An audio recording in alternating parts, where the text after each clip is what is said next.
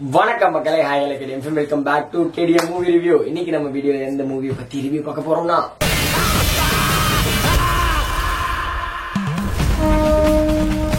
படத்துல ஃபர்ஸ்ட் எடுத்த உடனே ஒரு ஃபைட் வரும். அந்த ஃபைட்டை பார்க்கும் போது நமக்கு எப்படி இருக்கும்னா அப்படியே நந்தால சூர்யா எப்படி அடிப்பாரோ அந்த ஒரு ஃபீல் நமக்கு வரும். அவர் எக்ஸ்பிரஷன் எல்லாம் அதுல ஒரு ஃபைட் பண்ணிருப்பாரு. ஃபர்ஸ்ட் ஃபைட் அதே மாதிரியே தான் இந்த படத்துலயும் ஒரு அருண் விஜய் ஒரு ஃபைட் பண்ணிருப்பாரு. அதை பார்க்கும் போது எனக்கு அப்படியே நந்தா ஃபீல் கொடுத்துச்சு. அவர் ஃபைட் பண்ண பார்க்கும்போது அதே ஸ்டைல்ல இருந்த மாதிரி அந்த லொகேஷன், அந்த ஃபைட் சீக்வன்ஸ் எல்லாமே நல்லா ரியாலிட்டியா இருந்துச்சு. அதே மாதிரி இதுல ஸ்டோரி என்னன்னா ஹீரோ காது கேட்காம வாய் பேச முடியாம இருக்காரு.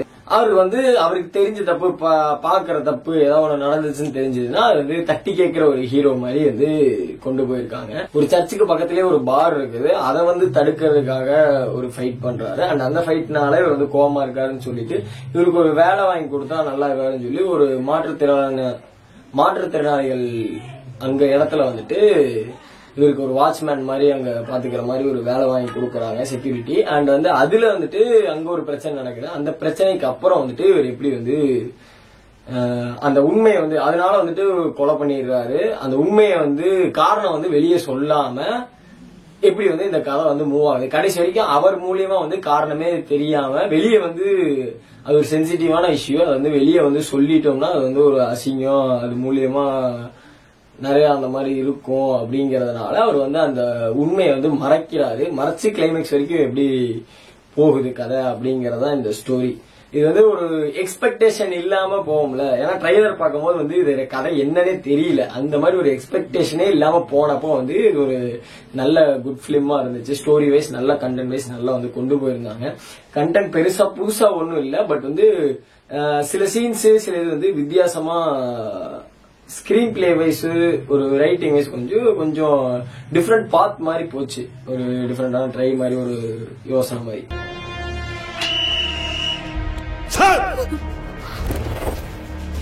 ஆக்டிங் வைஸ் பார்த்தோம்னா அருண் விஜய் சூப்பரா ஒர்க் அவுட் பண்ணிருக்காரு. ஃபர்ஸ்ட் என்னதான் அந்த சூரிய பவனில நந்தா மாதிரின்னு இருந்தாலுமே இது என்னன்னா அதுல ஒரு ரெஃபரன்ஸ் மாதிரி வச்சிருக்காரோ என்னமோ அவரோட ஃபைட்ட. அந்த மாதிரியும் அந்த மாதிரியும் அப்புறம் பிதாமகன் மாதிரி கத்துற மாதிரியும் சில சீன்ஸ் இருந்துச்சு.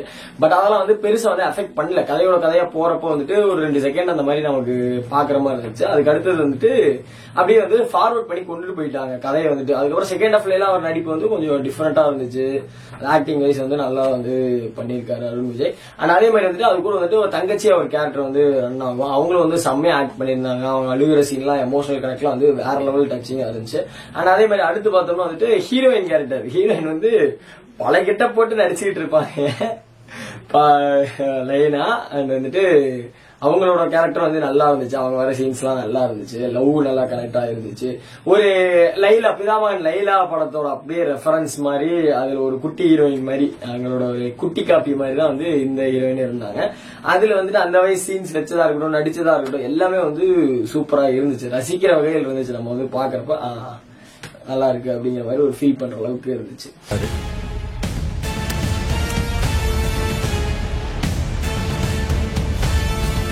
அடுத்து மிஸ்கின், சமுத்திரகனி, இந்த மாதிரி நிறைய பேர் ஆக்ட் பண்ணாங்க. எல்லாத்தோட ஆக்டிங்குமே சூப்பராவே இருந்துச்சு.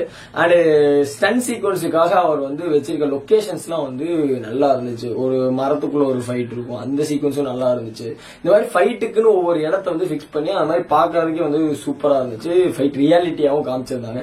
அண்ட் அதே மாதிரி பாலா படத்துல நிறைய பேர் ஏன் பார்க்க போக மாட்டாங்கன்னா கொஞ்சம் ரொம்ப கொடூரமா ஏதாவது இருக்கும், ரொம்ப ஒரு பாக்குறதுக்கே சகிக்க முடியாத மாதிரி எல்லாம் இருக்கும் அப்படிங்கிற மாதிரி ஒரு ஃபீல் கொடுக்கும், ஒரு அன்கம்ஃபர்டபிள் பண்ணும் அப்படிங்கிற மாதிரி சீன்ஸ் எல்லாம் இருக்கும். அதனாலேயே பாலா படம் பார்க்கறதுக்கு நிறைய பேர் பார்க்க மாட்டாங்க. இருக்கு படத்தை போய் பார்த்துக்கிட்டு இருக்கு.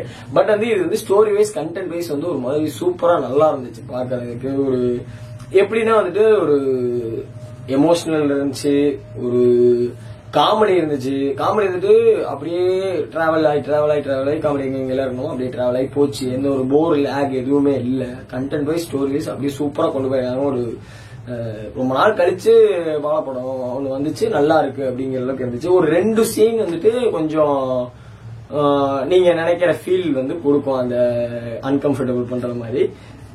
பட் வந்து இந்த ரீசனுக்கு இப்படி ஒரு படம் எடுத்ததுக்கு வயலன்ஸ் அந்த அளவுக்கு காமிச்சதுக்கு ஓகேங்கிற மாதிரி ஒரு ஃபீல் கொடுக்கும். பட் வந்து பாக்குறப்ப கொஞ்சம் அன்கம்ஃபர்டபுளா இருக்கும். ஒரு 2 சீன் தான், இன்ட்ரோல ஒரு சீனு, அப்புறம் கிளைமேக்ஸ்ல ஒரு சீன். பாலா டச்சிங் ஒண்ணு வைக்கணும்ல, அதுக்காக வந்துட்டு அந்த மாதிரி இருந்துச்சு. பட் வந்து தட் வாஸ் ஃபைன். அண்ட் அதே மாதிரி வந்துட்டு கிளைமேக்ஸ்ல கட்டி அப்படியே தொங்க விட்டுருப்பாரு தலையிலா, அது வந்து நல்லா இருந்துச்சு, பார்க்க முடியாத அளவுக்கு இருக்கும். அதே மாதிரி பாலாவோட டச்சிங்ல கிளைமேக்ஸ்ல ஒரு ஃபீலோட, ஒரு எமோஷனல் ஃபீலோட வந்து அவரோட ஃபைனலா கிளைமேக்ஸை முடிச்சிட்டாங்க. ஒருத்தருக்கு நியாய தர்மம்னு ஒண்ணு இருக்கும்.